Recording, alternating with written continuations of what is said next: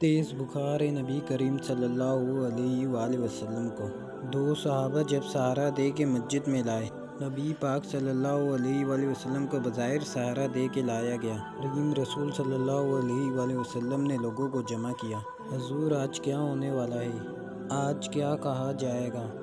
آج کس لیے میٹنگ بلائی ہے؟ نبی کریم صلی اللہ علیہ وآلہ وسلم کے کل صحابہ جب مسجد میں جمع ہوئے تو کھچا کھچ مسجد بھری ہے۔ وصال ظاہری سے چند جوم پہلے کی بات ہے۔ نبی پاک نے فرمایا آج تمہیں جہاد کی ترغیب نہیں دینی، آج کوئی نیا پیغام نہیں دینا، آج تمہیں بتانا ہے کہ رب نے اپنے بندے کو اختیار دیا ہے، چاہے تو دنیا میں رہے چاہے تو اس کی بارگاہ میں حاضر ہو جائے۔ اس اپنے بارگاہ حبیت کی طرف لوٹنے کا ارادہ کر لیا ہے۔ حضرت صدیق اکبر رونے لگے۔ صحابہ کہنے لگے تمہیں کیا ہوا ہے؟ کہنے لگے سمجھ نہیں رہے، کسی کی بات نہیں کر رہے، نبی پاک تو اپنی بات فرما رہے ہیں۔ اس نے جانے کا ارادہ کر لیا ہے۔ محبوب پاک نے فرمایا بھائی کسی شخص کو میری طرف سے تکلیف پہنچی ہو تو بدلہ لے سکتا ہے، بدلہ لے سکتا ہے کسی کو تکلیف پہنچی ہو۔ صحابہ پھوٹ کے رونے لگے۔ محبوب کرم ہی کرم ہوا ہے، رحمت ہی رحمت آئی ہے، آپ کے بارے میں گمان کرنے والا دائرہ ایمان سے نکل جائے۔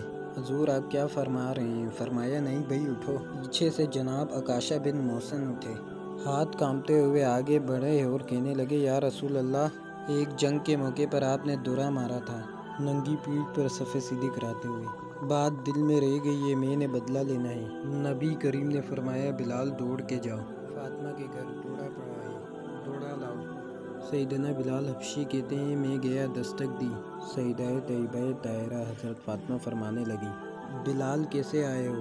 اماں جی وہ درہ چاہیے تھا۔ سیدہ کو تشویش ہونے لگی، بلال نہ تو جنگ میں جانا ہے، نہ جہاد میں، نہ کوئی ایسا موقع ہے۔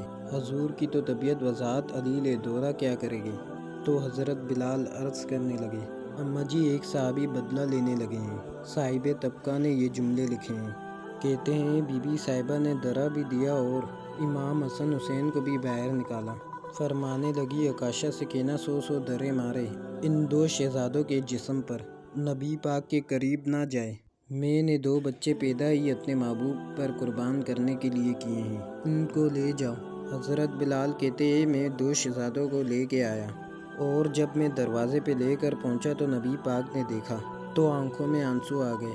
فرمایا ان کو بٹھا دو، مجھے پتہ ہے فاطمہ نے کیا کہہ کے بھیجا ہے۔ حضرت بلال فرماتے ہیں درہ میں نے جناب عکاشہ کو دیا۔ حضرت عکاشہ درہ لے کے آگے جو بڑھے تو حضرت ابوبکر صدیق نے ان کے پیروں میں ہاتھ رکھا، فرمایا عکاشہ میری طرف آ جا، مجھے مار درے نبی پاک کے قریب نہ جانا۔ مصطفیٰ کریم نے فرمایا ابوبکر تو ہٹ جا، اسے آنے دے۔ عکاشہ آگے بڑھ کے نبی پاک کی مہر نبوت چوم لیتے ہیں۔